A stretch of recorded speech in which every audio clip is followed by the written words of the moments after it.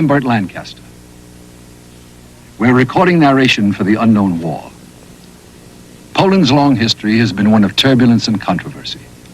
Situated in Central Europe, Poland was a geographical corridor for invasion and war. During World War II, Poland suffered enormously. 6 million Poles lost their lives.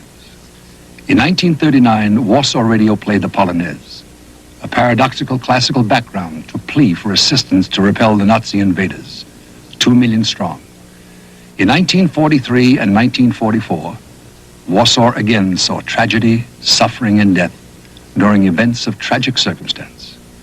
And even after Berlin fell to the Allies, Poles continued to die, liberating their town of Wrocław. In 1945, the Soviet armies forced the Nazis from Polish soil. Now our story, the liberation of Poland.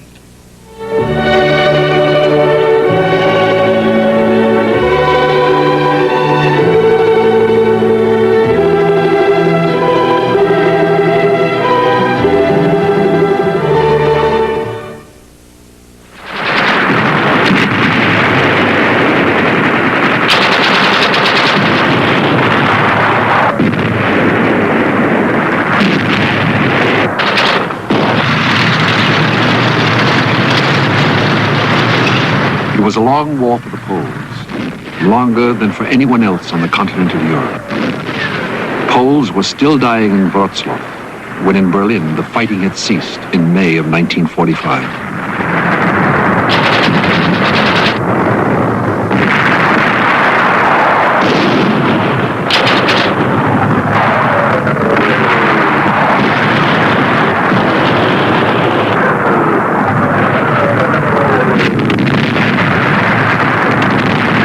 Wrocław was finally taken by the Red Army on May the 8th.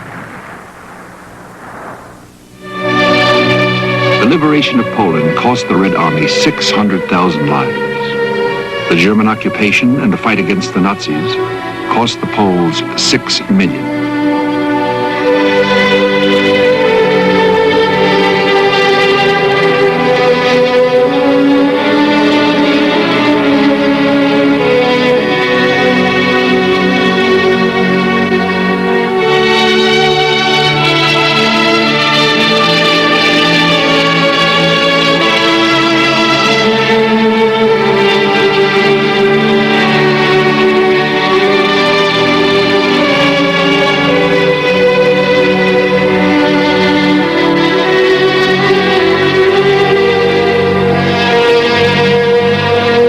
On Memorial Day in Poland, year after year, they light the candles again, for their own and for the Russian dead.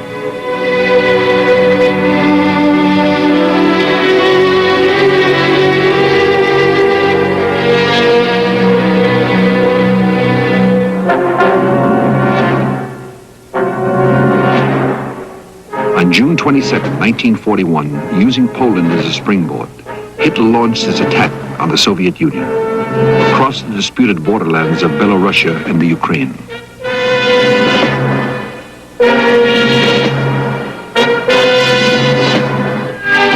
The Poles who had escaped the Nazis in 1939 had formed a government in exile in London. At its head was General Władysław Sikorski. Tens of thousands of Polish soldiers had been in Russia ever since the Red Army had crossed Poland's border and entered its eastern provinces in 1939. They were commanded by General Anders, whose sympathies lay with the London Poles. Relations between Anders and the Soviets were strained. The Poles had been armed and equipped by the Red Army, but because of continued delays by Anders, they had yet to enter battle on the Soviet side. Anders wanted the Polish army to fight with the Western Allies, and Churchill supported him.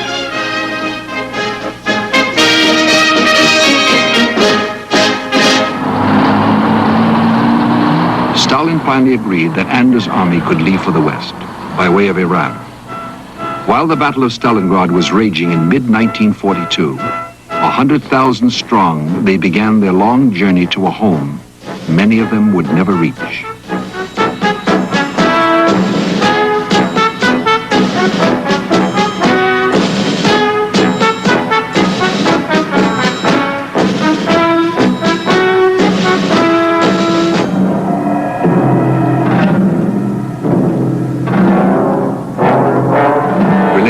between the London Poles and the Soviet government were bad.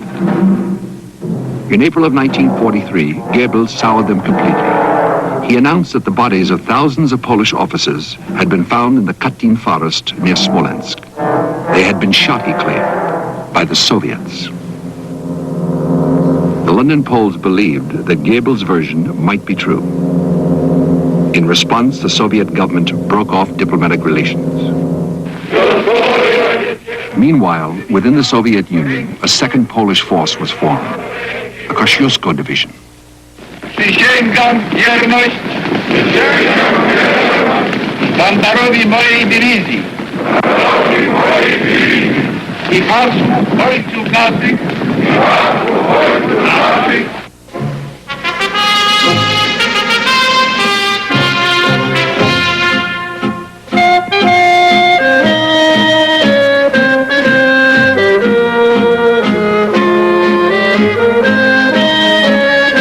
was followed by three more, armed by the Soviets.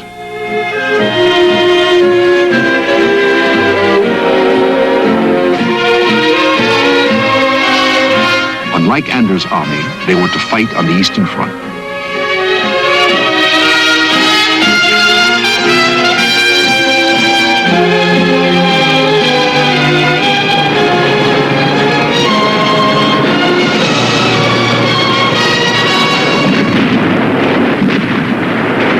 Under General Berling, the Kosciuszko Division received its baptism of fire in the late summer of 1943 at the village of Lenino on the road to Smolensk.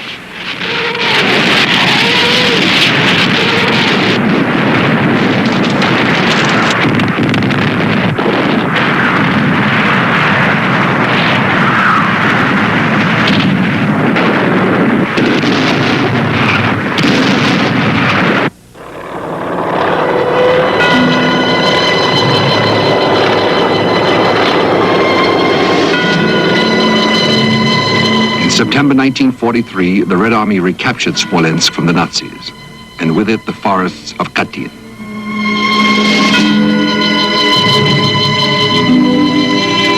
In January 1944, a Soviet committee assembled at Katyn to investigate the Polish tragedy, the massacre of 16,000 Polish officers. Dr. Burdenko, chief surgeon of the Red Army, performed the autopsies. His colleagues included the Metropolitan, Archbishop Nicholas of Moscow, and the author, Alexei Tolstoy.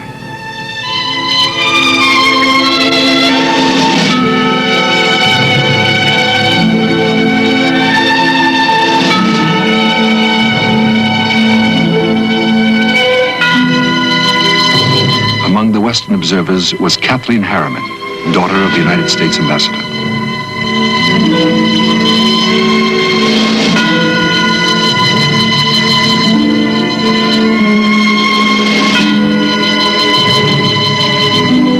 Letters were produced to refute the Nazis' claim that the Soviets had executed the Poles. They bore dates later than the time the Red Army had been forced to withdraw from Katyn at the beginning of the war.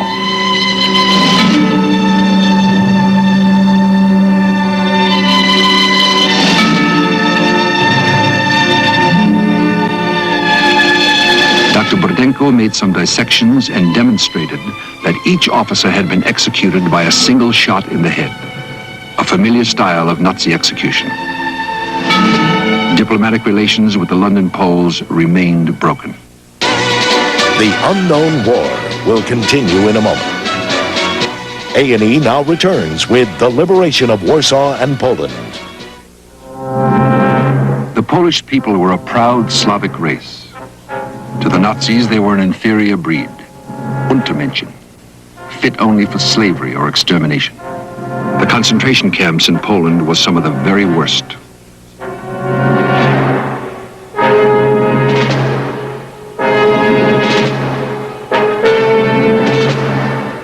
The top Nazi administrator in Poland was Gauleiter Hans Frank. He was utterly without mercy.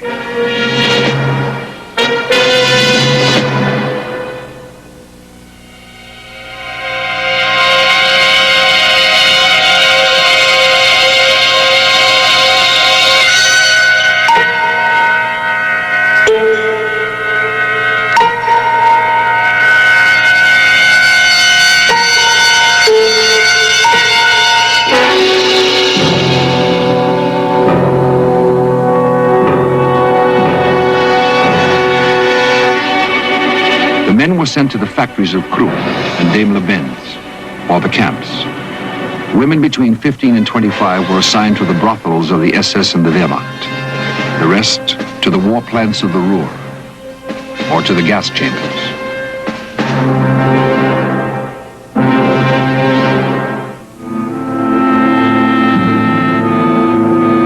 The Jews, of course, were a special case. The Warsaw Ghetto was one of the oldest, largest, and most closely confined in Europe. When the Germans arrived in 1939, conditions soon changed.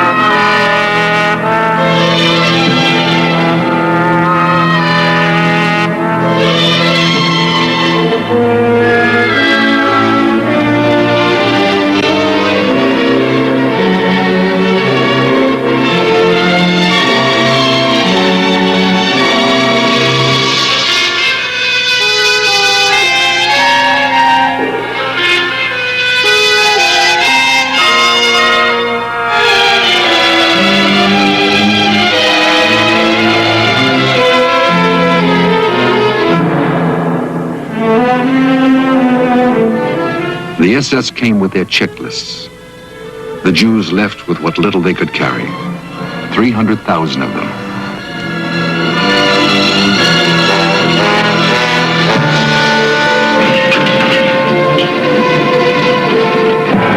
Their destination, oblivion. In the spring of 1943, the SS decided to raze the entire ghetto to the ground. The Jews revolted. The SS entered the ghetto with grenades, flamethrowers, machine guns. Himmler had expected the action to take 3 days. The little Jewish army fought for 4 weeks. The SS set fire to the area block by block. On May 15th, the Nazis blew up a synagogue. The battle was over. Of the 56,000 Jews they rounded up, the Nazis shot 7,000 on the spot. For all this, the SS was awarded a battle honor. They commemorated the achievement with a souvenir book, lavishly illustrated and personally edited by the leader of the Nazi oppressors, General Stroop.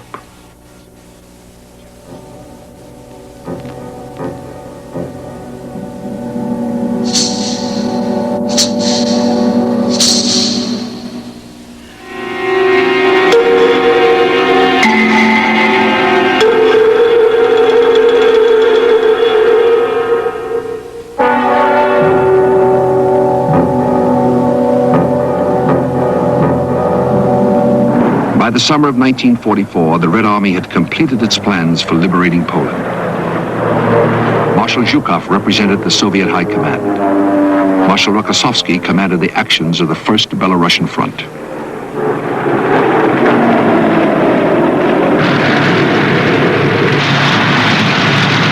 In July 1944, Rokossovsky struck at the Germans with 3 armies of infantry and an army of tanks.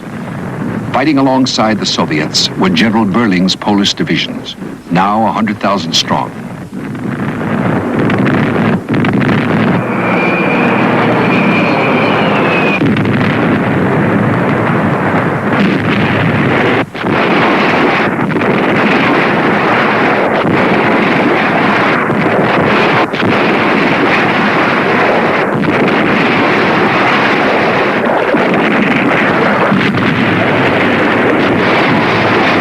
Crossed the River Bug and entered Poland in straight.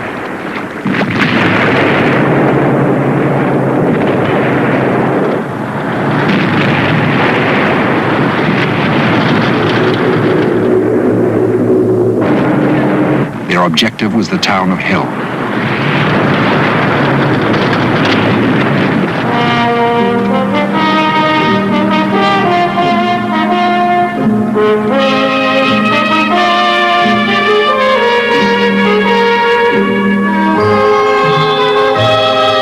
Had suffered under the German occupation for 5 years.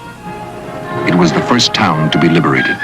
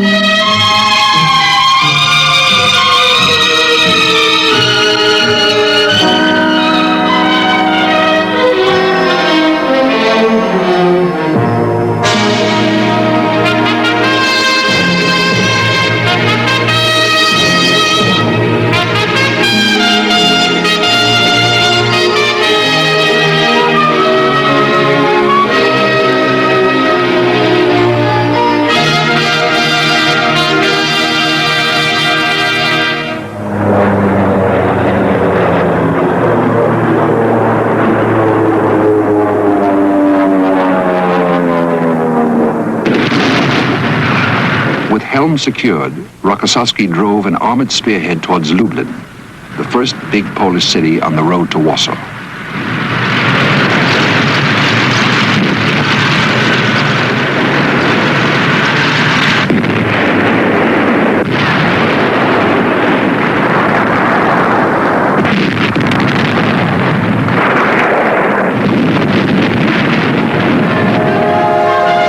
The home of the Polish Committee of National Liberation.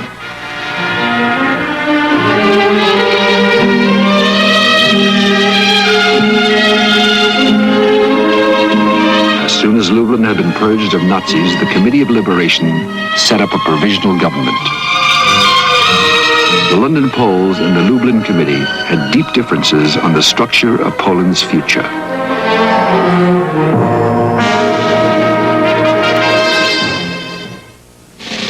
The Unknown War will be back after this. A&E now returns with the liberation of Warsaw and Poland.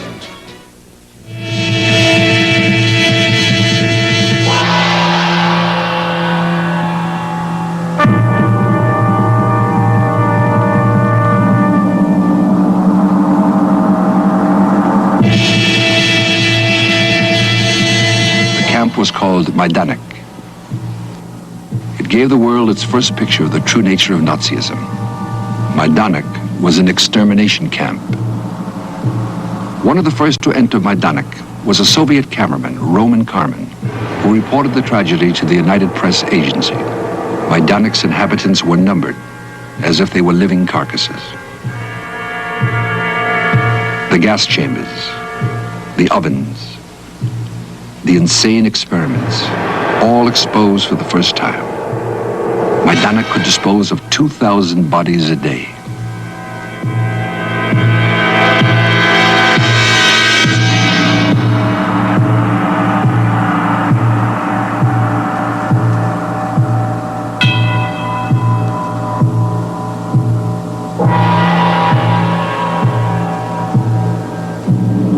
Majdanek was a very efficient place. Nothing was wasted.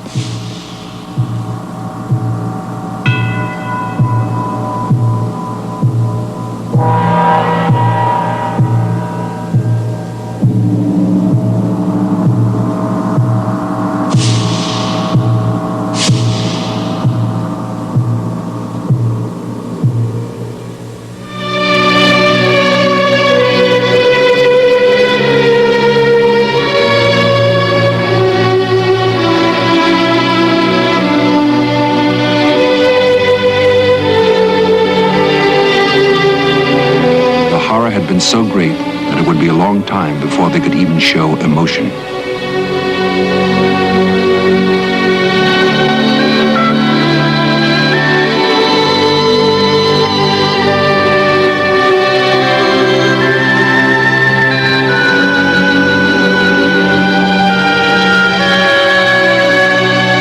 $1.5 million had died at Majdanek. The Red Army offensive surged westward. Within a week, the Soviets recaptured the Brest fortress, which had held out so long through the first weeks of the war.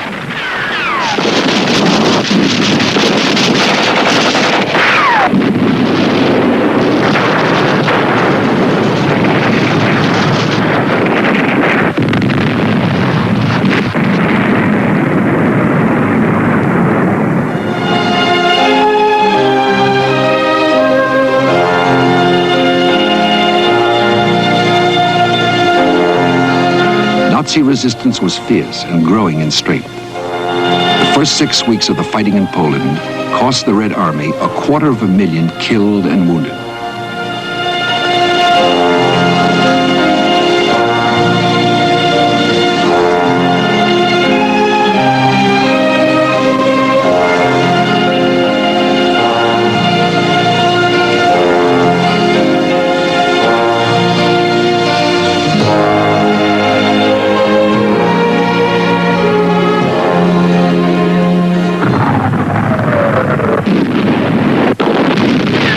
Along the front, the Red Army was drawing closer and closer to the Vistula, the last water barrier before Warsaw.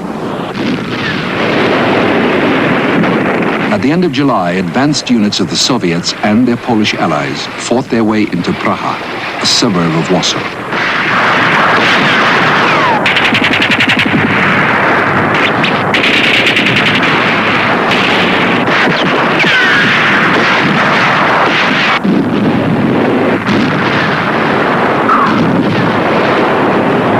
And set eyes for the first time on the capital.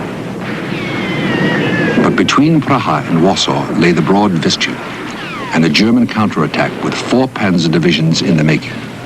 For centuries, Warsaw had been one of the most romantic cities in Europe, capital of a gallant, gifted, and tragic people.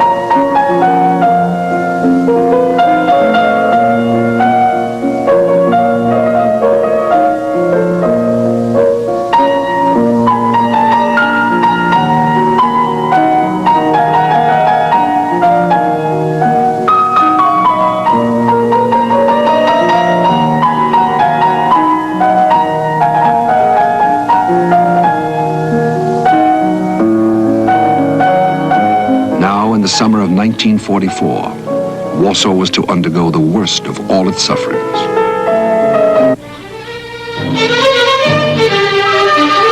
Within Warsaw was the headquarters of the Home Army, the Polish resistance movement affiliated with the government in exile in London. On August 1st, 1944, its commander, General Bor Komorowski, gave the order to start an uprising.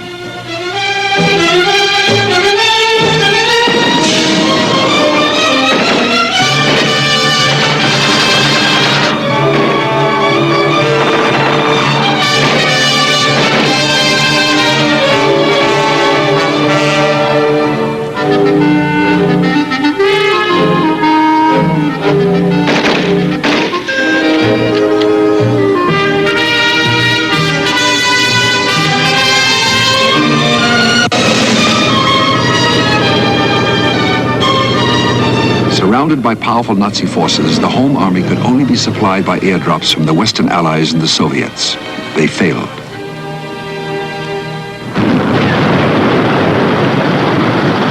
While the Warsaw Uprising was running its doomed course, the Polish First Army struggled to cross the Vistula. They were thrown back. Some still think the Red Army could have succeeded. The Soviets claim they were unable to cross the Vistula. Their troops were exhausted.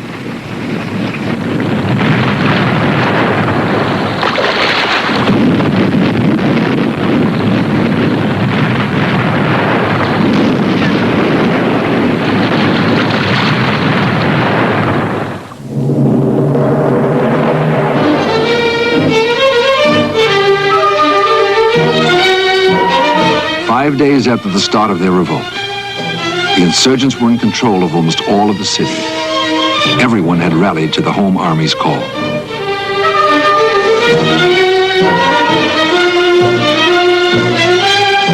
They had lost heavily, but they were still confident. The government in exile was standing by to fly in from London. They had little water, no food, no medical supplies. They were receiving nothing from the outside.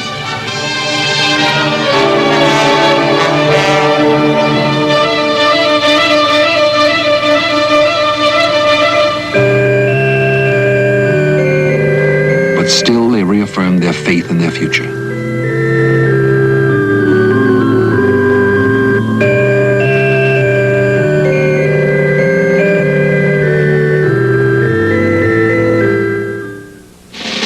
The Unknown War will be back after this. Turns with the liberation of Warsaw and Poland.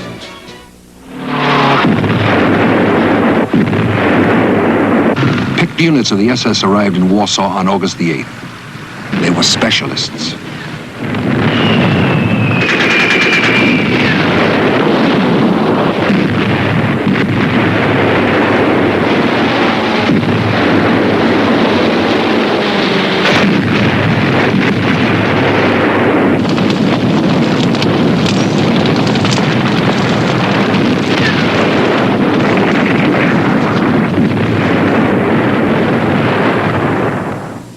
2 months, but at last the citizens of Warsaw were overwhelmed. 300,000 Poles had died in the uprising.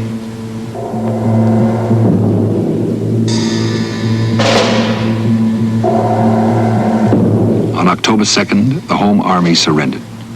Bor Komorowski with them.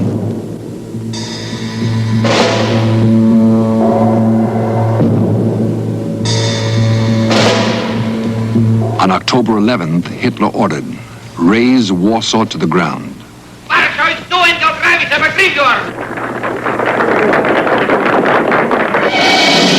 And that they did, with great efficiency.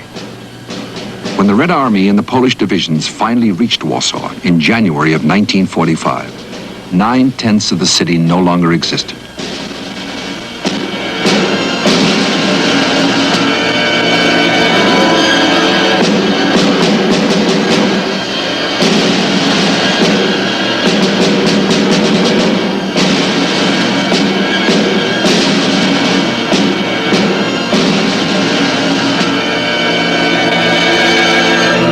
Warsaw had been the goal of Polish fighting men everywhere.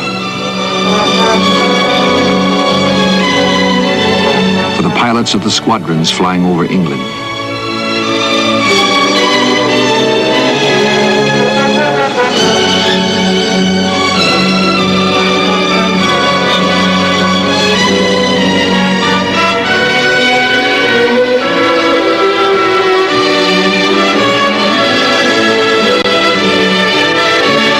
The sailors shepherding the convoys across the Atlantic from America.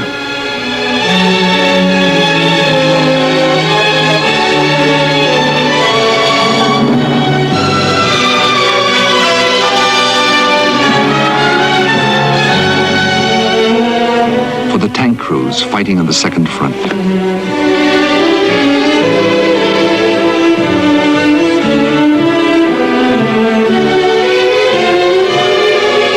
The infantry campaigning in North Africa.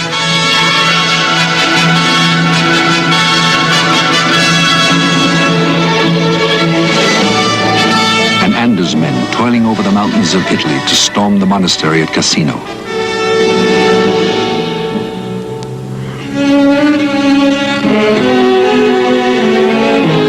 Many would never see Warsaw again.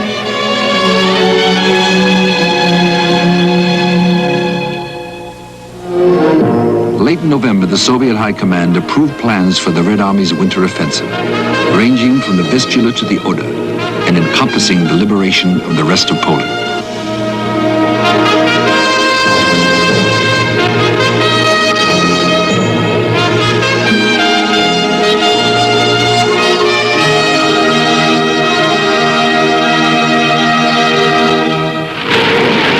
January 12, 1945. The opening of the offensive that would carry the Red Army to the gates of Berlin.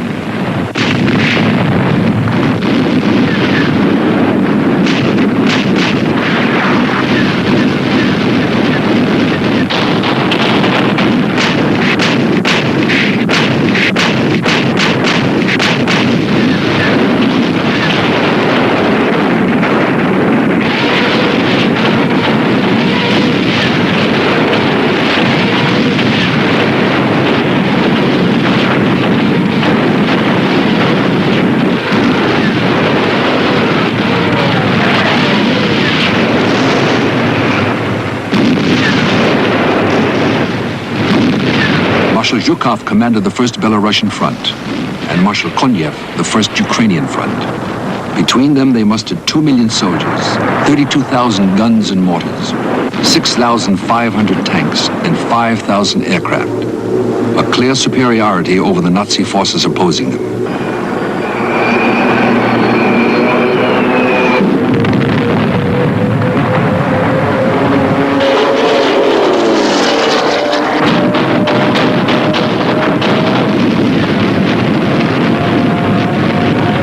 They ripped through the main line of the German defenses the first day.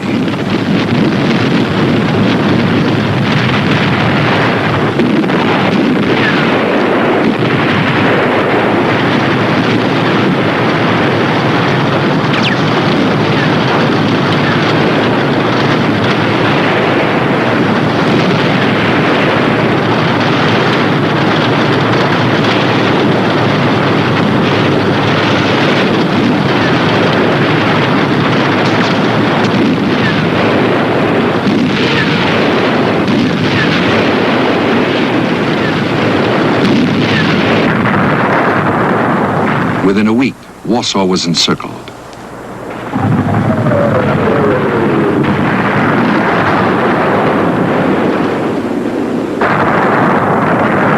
There was nothing left of the Warsaw they had known. Nothing. It was unlike any other city the Red Army had liberated. There were no people at all to greet them. Not a single one. The Poles had returned to silence.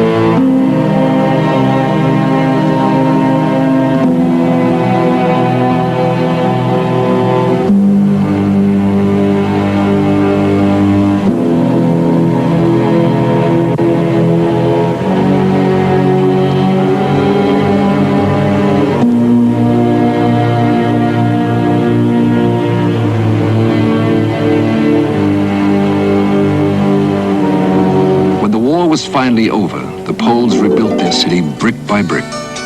Some of it exactly the way it had been before.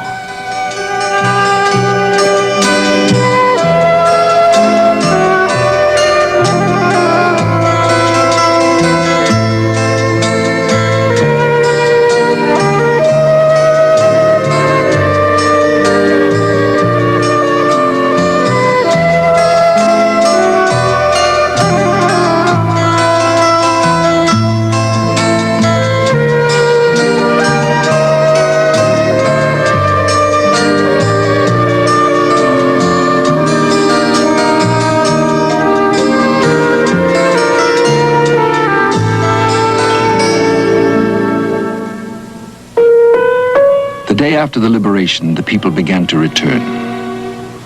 Slowly at first.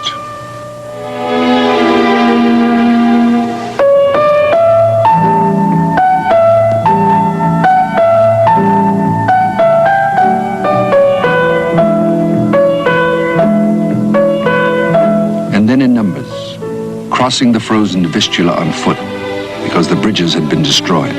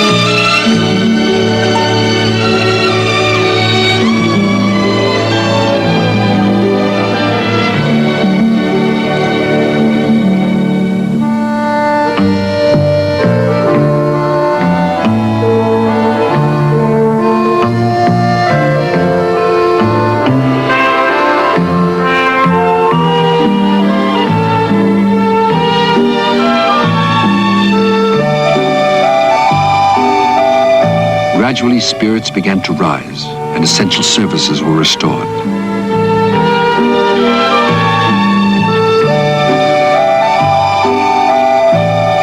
The ruins were probed for booby traps and unexploded bombs.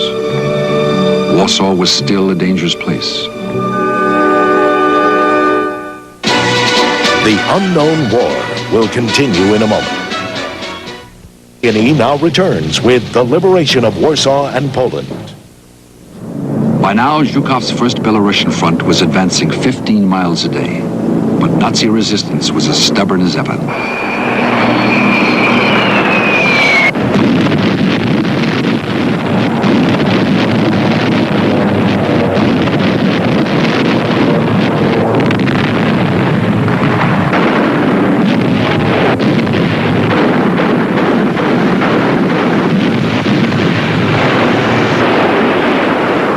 The Nazi garrison of Poznan totaled 60,000, 3 times what the Soviets had expected. It took days for General Chuikov's 8th Guards Army, the veterans of Stalingrad, to subdue it.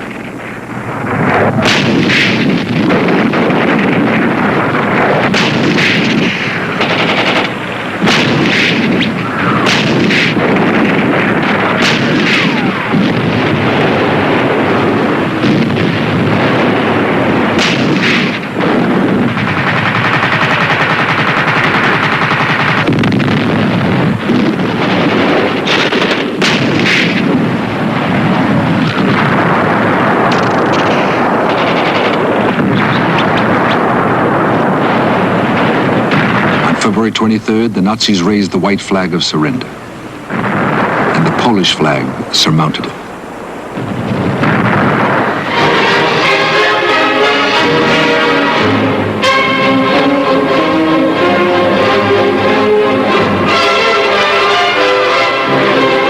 By the time Poznan was back in Polish hands, the Soviet grand offensive had rolled closer to the Oder and the heart of Germany.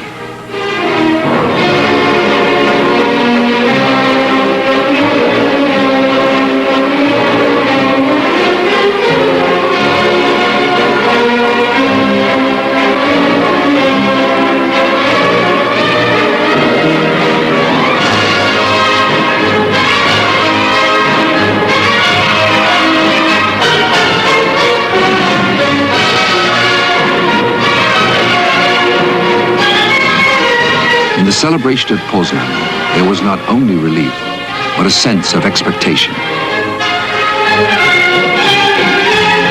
1,000-year Reich was nearing its end.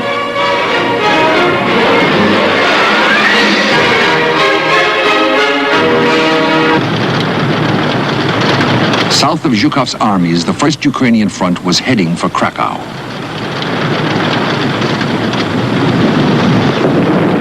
Marshal Konyev knew from Soviet intelligence that the Germans planned to demolish the city as they had Warsaw.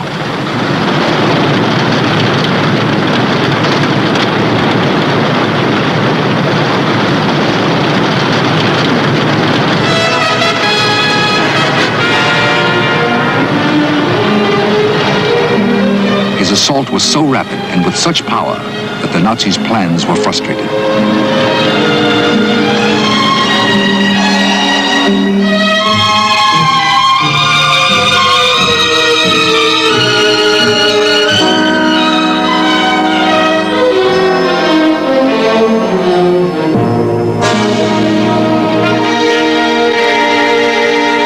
Krakow was spared to remain one of the most elegant cities in Europe.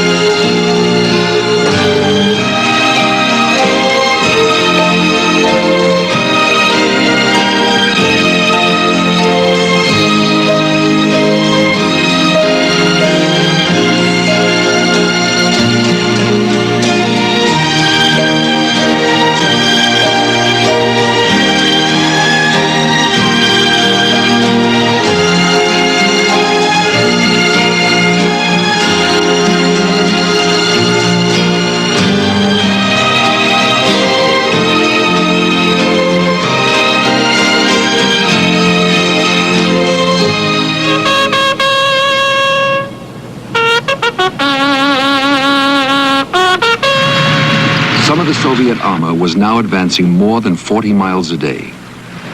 The strain was beginning to tell. The Red Army was now hundreds of miles from its bases. Fuel and ammunition were in short supply.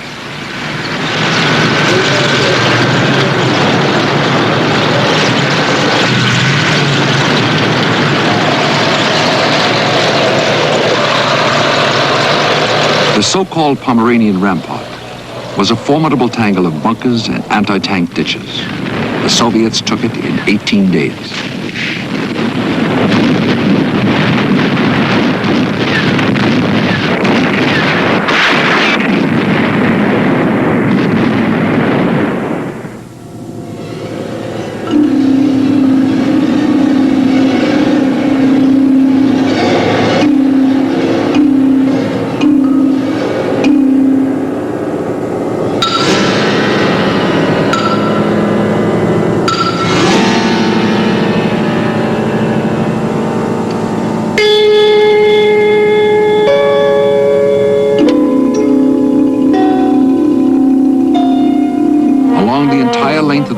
the Wehrmacht was being broken up piece by piece.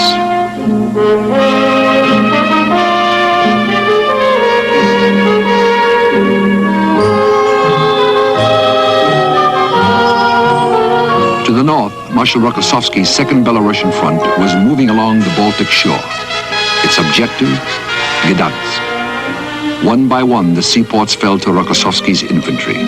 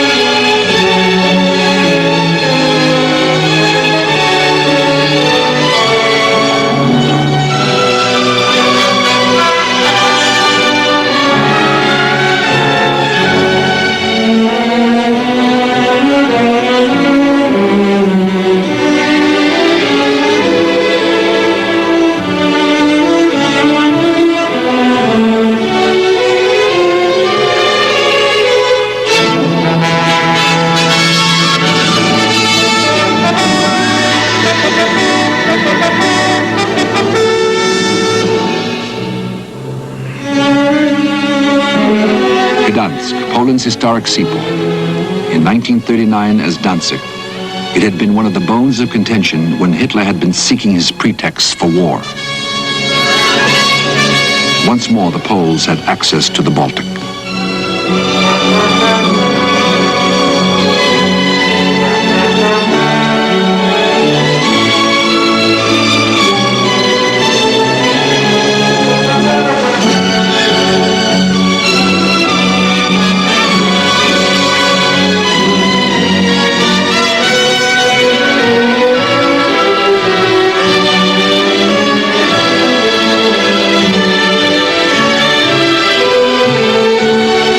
The last Nazis were gone from troubled Poland. It had taken 6 terrible years.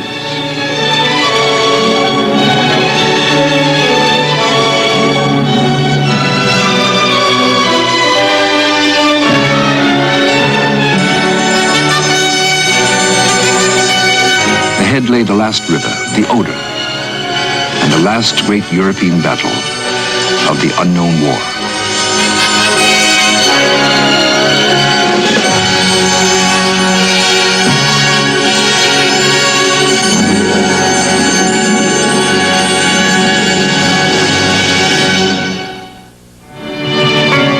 Our next story, the Allies. Nearly $10 billion worth of American aid poured into the Soviet Union during the war. American heavy bombers based on Soviet soil. American and Soviet troops meeting on the German River. All parts of the Allied effort in the unknown war.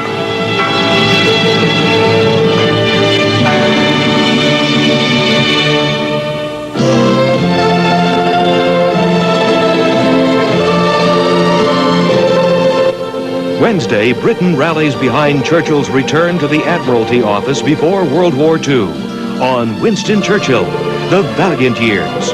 Later on Our Century, Warsaw falls to Germany as World War II seems inevitable on The War Years. Now stay tuned for Art in the Third Reich on A&E Premieres. Next.